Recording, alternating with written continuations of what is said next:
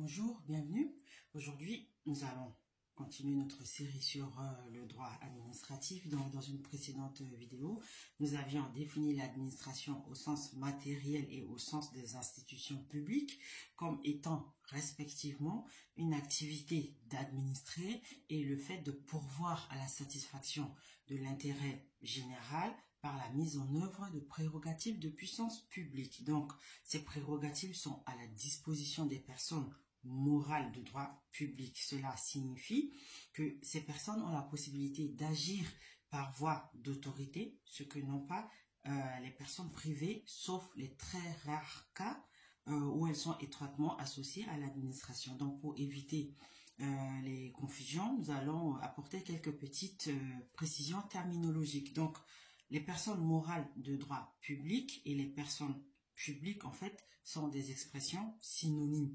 On a les personnes privées qui se subdivisent en personnes physiques, c'est-à-dire les individus, et en personnes morales de droit privé, c'est-à-dire les sociétés, les associations, etc. Les personnes publiques, donc, il n'y a que des personnes publiques ou des personnes morales de droit public. Ensuite, personne publique et autorité administrative sont deux notions différentes. Donc, l'autorité administrative, c'est un organe d'une personne publique chargée d'agir en son nom. Les autorités administratives sont toujours des personnes publiques. On a, par exemple, les autorités administratives individuelles, telles que le président de la République, le Premier ministre, un préfet, un recteur, le maire qui agit le plus souvent au nom de la commune, le président du conseil général, etc.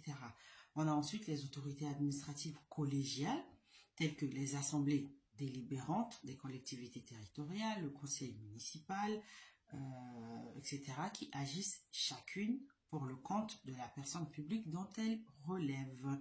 Donc, on peut y inclure les assemblées délibérantes des établissements publics appelés généralement conseils d'administration. Ensuite, on a les autorités administratives collégiales qui agissent au nom de l'État et qui sont les autorités administratives indépendantes. On a en exemple, par exemple, l'ARCOM, c'est-à-dire l'autorité de régulation de la communication audiovisuelle et numérique, qui est née de la fusion entre le Conseil supérieur de l'audiovisuel et l'ADOPI. On a aussi la CNIL, etc. Donc, on a par exemple l'expression personne publique qui est différente d'un service administratif. Donc, il faut savoir qu'au sein de chaque personne publique, il y a différents services administratifs qui comprennent en fait des personnels affectés à une ou plusieurs tâches déterminées. Donc, ces services agissent pour le compte de la personne publique dont dont ces services relèvent, mais non pas eux-mêmes la personnalité morale. Par exemple, dans une commune, on a les services des espaces verts ou de la voirie qui n'ont pas la personnalité morale, mais qui travaillent au nom de la commune. Donc, au niveau de l'État, les ministères ne sont que des services administratifs qui n'ont pas la personnalité morale non plus, mais qui agissent au nom de l'État. Cependant, toutes les personnes publiques ne sont pas à mettre sur le même plan d'égalité, car en effet, l'État occupe une place à part, et cela pour plusieurs raisons. L'État a un rôle politique et juridique éminent, dans le sens où il assure la personnification de la nation, et en ce qui concerne son rôle juridique, c'est l'État qui est le créateur de droits en même temps qu'il est lui-même soumis aux droits qu'il a créés. Donc, si une commune ou une région a telle ou telle compétence, c'est parce que la loi l'a prévu. Or, la loi, c'est une création de l'État par l'intermédiaire de l'un de ses organes, à savoir le Parlement. Donc, dans ses rapports avec les autres personnes publiques, l'État exerce trois fonctions. Premièrement, la fonction législative. C'est l'État qui élabore les lois qui sont, donc dans la théorie générale française du droit public, l'expression de la volonté générale. Donc l'État est le seul à pouvoir le faire. Les autres personnes publiques, à savoir les collectivités territoriales ou les établissements publics, ne peuvent pas faire de loi. Deuxièmement, on a la fonction juridictionnelle. Donc cela signifie que par l'intermédiaire des tribunaux qui agissent au nom de l'État.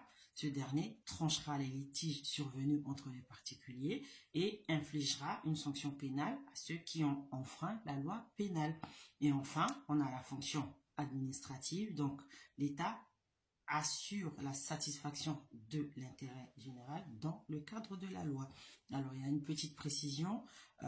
Faut juste savoir que l'État a le monopole des deux premières fonctions, à savoir la fonction législative et la fonction juridictionnelle, mais il partage la troisième fonction avec les autres personnes qui, elles, n'exercent que la fonction administrative. Voilà, c'était tout pour aujourd'hui, pour ces petites précisions terminologiques qui sont très importantes pour la suite des cours et pour la compréhension justement du droit administratif. Donc, si vous avez des questions, n'hésitez pas à nous contacter ou à faire un tour sur notre site. À bientôt.